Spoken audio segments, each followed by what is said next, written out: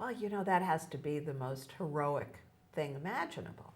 When we're talking about 3,000 people marched, and it's a really big deal to me, imagine. Look online. Look at Mahatma Gandhi leading the Salt March. We're talking about people who had no money, and we're talking about millions of them going and marching to protest the salt tax. They went down to the ocean and they had pans with them and they put, salt water, and they allowed the sun to evaporate the water. And what happens when you let the water evaporate and it's salt water? You get salt. So the fact that the British were taxing salt was, of course, an outrage. When you think of the tax on tea that was part of, what happened and ended up with the independence of the United States from the British, it's not completely different, except that you can't go somewhere and find, tea just there. You have to grow it at least. So the extraordinary effect for me about my friends who marched, and also my friends in India whose fathers and grandfathers and uncles marched, is that it was truly a give me liberty or give me death scenario. That's really what they were looking at. And we pray that we will never have that in our country. And I know, and you know, that a lot of people are equally concerned about all the different rights that appear to be in danger of erosion right now. So that's what this show is about. For you to look at what is important to you and for you to consider what you are willing to do about it. Now, I know, Susan, that you knew Dr. Marshall Rosenberg and Reverend Eugene Collender, who both marched with Reverend Dr. Martin Luther King. What effect did they have on you? Now, this was a really frightening situation in Selma, as I'm sure you guys know. Whether you saw the movie Selma or whether you saw newsreels or whether you lived through it and actually were there, we're talking about an incredibly frightening situation. Of course, some people were beaten very, very badly in India, and a lot were not. And in Selma, almost everybody was putting their life on the line to end segregation and to end what was for Black people in those days a dead end. The opportunities were so slim. The human rights were so slim.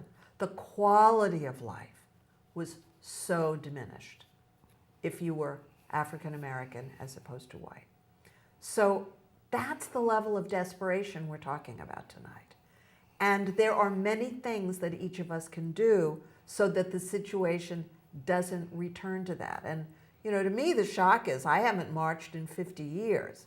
Now, here we are. The good news is we haven't had a situation in 50 years really worth marching about for millions and millions of people, because it was more of a specific danger, which is not to minimize the horrors that go on in different parts of the country for different groups of people.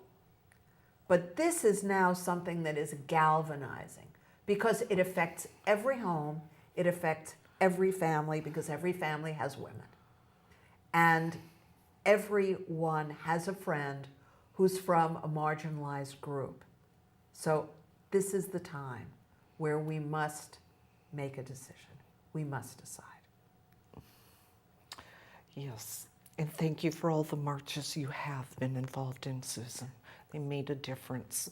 What about the military issues with Isaac and in the Middle East that the Trump administration uses for an explanation for his policies? Well, there's always a reason, a story, whether it's ISIS, there's always a story. And the problem I have with it is fear-mongering. The big problem I have with the speeches is not just the content of the speeches, but the tonality. I honestly believe that if the conversation from what is now the White House, had been compassionate and empathetic and more grounded if it hadn't been these violent mood swings and these unsubstantiated threats, that we would not have seen these marches. But at the same time, the great news is that now we've been galvanized, now we've begun, so now we have to continue. Now we have to improve all the different things that have needed social change for a long time. Thank you, Susan. I'm curious what this expression, sedentary agitation, actually means. So sedentary agitation is what Senator Cory Booker said, which is really great. He said, get up off the couch and do something. So don't sit on the couch being, sedentary means sitting down. So don't be sitting on the couch and be angry and talk about what's wrong with this one and what's wrong with that one and what you'd do if you were in the White House and all that. Give up sedentary agitation and get up off the sofa and do something, right? So that's exactly what we're talking about tonight. All the different things you can do, from making phone calls to making donations to marching and demonstrating to being sure that every single person you know is registered to vote, being sure that every single person who's registered to vote votes, including driving them if that's what's required, encouraging them in any way, making sure that they get signed up so that they get the ballot at home, as so many of us in Santa Barbara and elsewhere do. And of course, you can run for office. And you can work really hard, not only running, but getting elected. So there are tons and tons of things that each of us can do. So many options. Well, now I see that it's time for a video clip, and from this event last year, the United States of Women, that included First Lady Michelle Obama, Meryl Streep, Oprah Winfrey, and some other incredible women. Please enjoy. We'll be right back.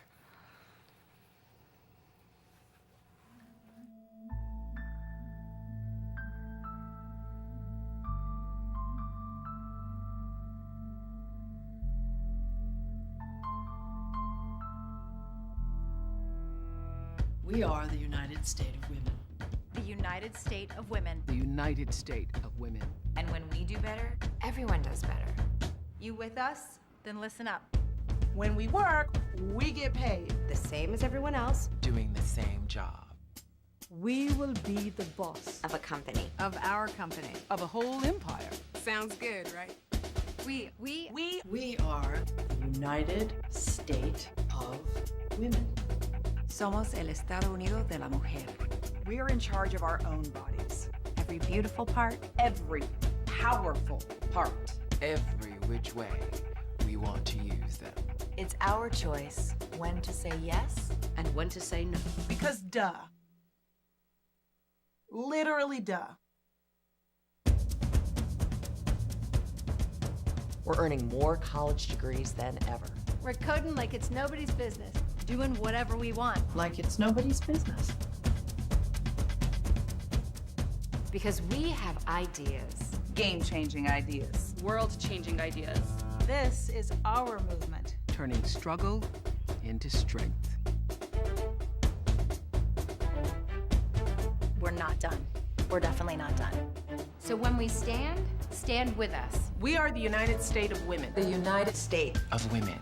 And we stand stronger when we stand together. Today, we'll change tomorrow. Together, we got this. We got this.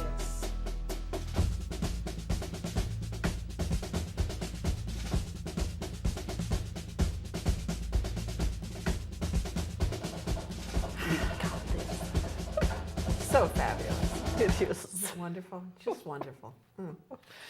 Just I love that. We got this. That says a lot. Now, Susan, another question for you. What part of the current situation is the result of the poor voter turnout for Hillary Clinton?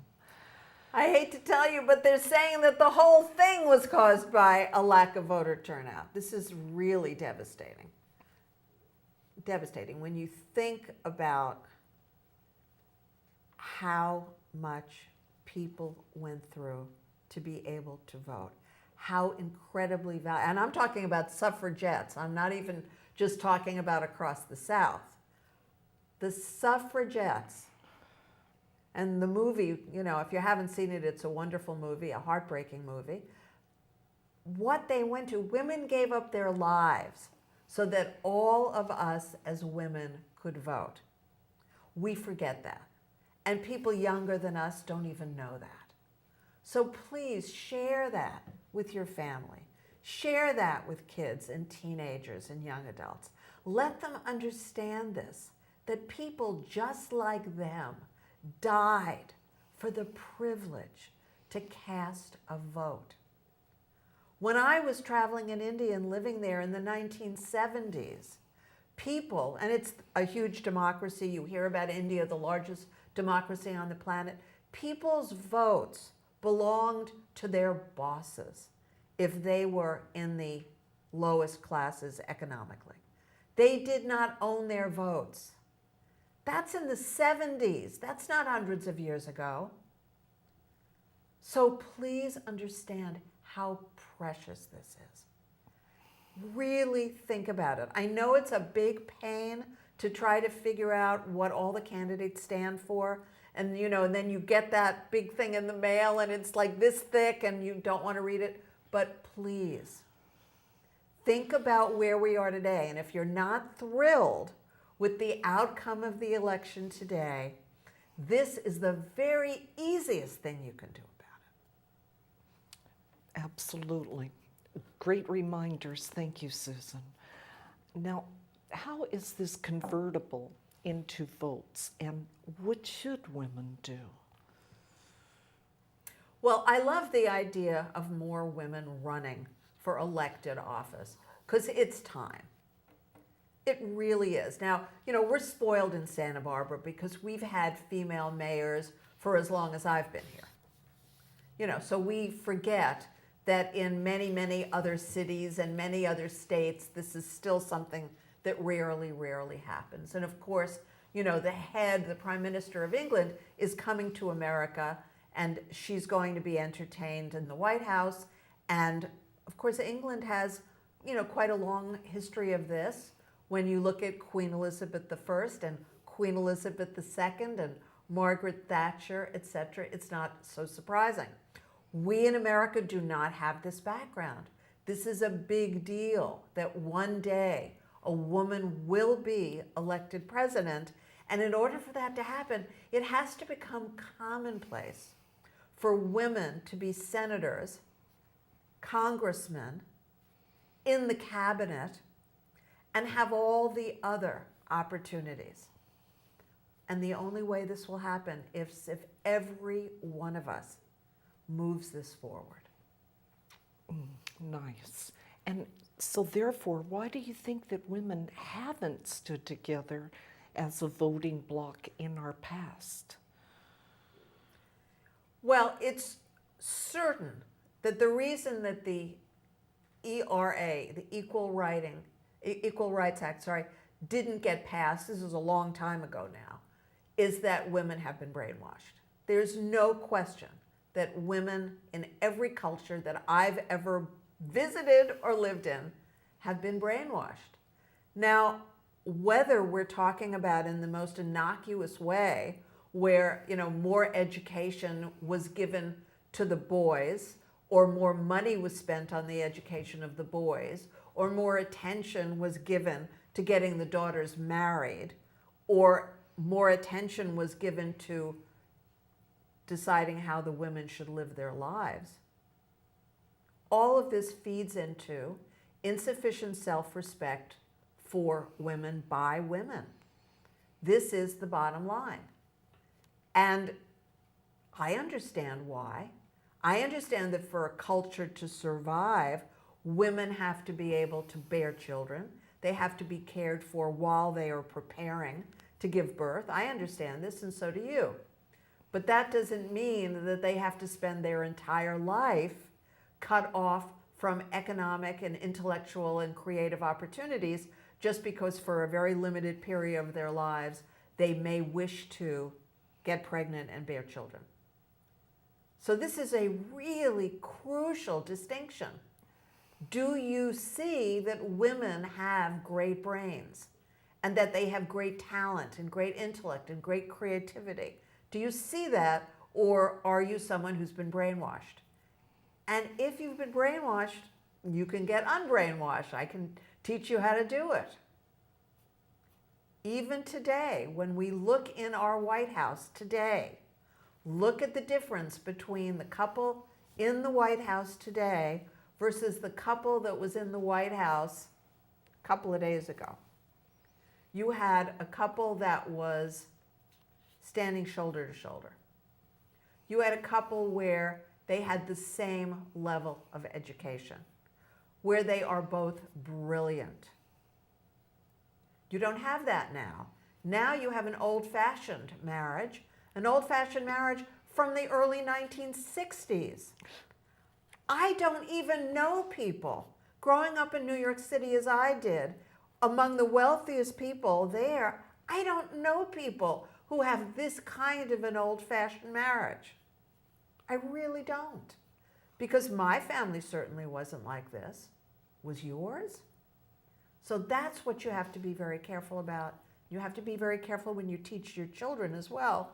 If you want them to have a marriage more like Michelle Obama, then you have to train them to become a Michelle Obama. So powerful. Now, what is it in families and in education that prevents women from seeing their own daughters and granddaughters as future victims? Well, you know, if you don't want to admit that you're a victim, then you're not going to see that the next generation is too.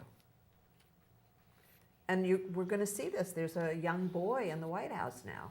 So we're going to see more and more how this rubs off on him and how this environment of making women less than, pretending that women are less than, is going to affect him. And remember, everybody gives the president credit for the children. Don't give him the credit for the children. It was his wife, Ivana, who was with the children all the time. She was an extraordinary woman as a wife and a mother and as a businessman. She was a businessman, though she was a lady wearing a dress, right? But she was brilliant. If you do any research, you will find out amazing things about Ivana Trump that you probably didn't know. And I would recommend that you do it because she was not a wife the way his current wife is a wife. His current wife is a trophy wife. I'm sure she's a lovely woman. She has no other job except this very part-time job of taking care of a child with, you know, a huge staff and a nanny and all that. But look at the first wife, and that's important. Amazing. What is the important thing that men and fathers and brothers and the male relatives, what can they do to really support and inspire everyone in their families, girls and boys as well? Well, first of all, they have to believe that all humans are equal. They have to really believe it. You know, they can't fake it. And the problem we have is with the women who are treated as if they're less, because the men in their families don't see them as being more and being equal. So you want to be very, very clear who your children marry. You want to be very, very supportive of marriages that are going to nurture your daughters, that are going to encourage your daughters, that are going to be supportive of your daughters, that are going to give them what they need and also give their own daughters what they need. And what can you do? If you're a mom, as soon as your children are off on their own in school and doing what they need to do and don't need you full-time, get something to do that's work part-time. It will improve your brain. It will improve your life. It will increase the respect people have for you. You'll be out in the world. You'll see what the world is really like instead of sitting at home, cooking and cleaning all day, every day. This will make you into a grown-up, and your daughters and your granddaughters will benefit. Beautiful. Now, what can women do to improve life for everyone, not just for women? You know, I honestly believe that women's rights are human rights and human rights are women's rights.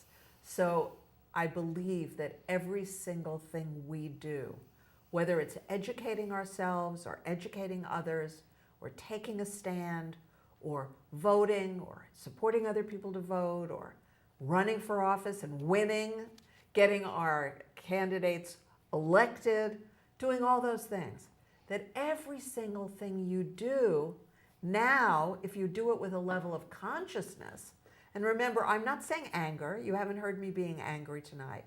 I haven't been frightened. You haven't heard me be frightened tonight.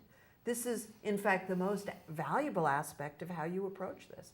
You have to approach this from a it's happening point of view. We are having our candidate in the White House in 4 years. We are retaining abortion rights in this country. We are retaining the rights to have sovereignty over our own bodies as women and men. We are retaining all the medical aspects of Obamacare that are needed. And if it's going to be better, that's wonderful. Improving Obamacare is a terrific thing. We are going to have a Supreme Court justice who upholds the Constitution, not just a crony who was shoved into that role. So I want you to start thinking in a positive way, seeing what you want, taking action to get what you want.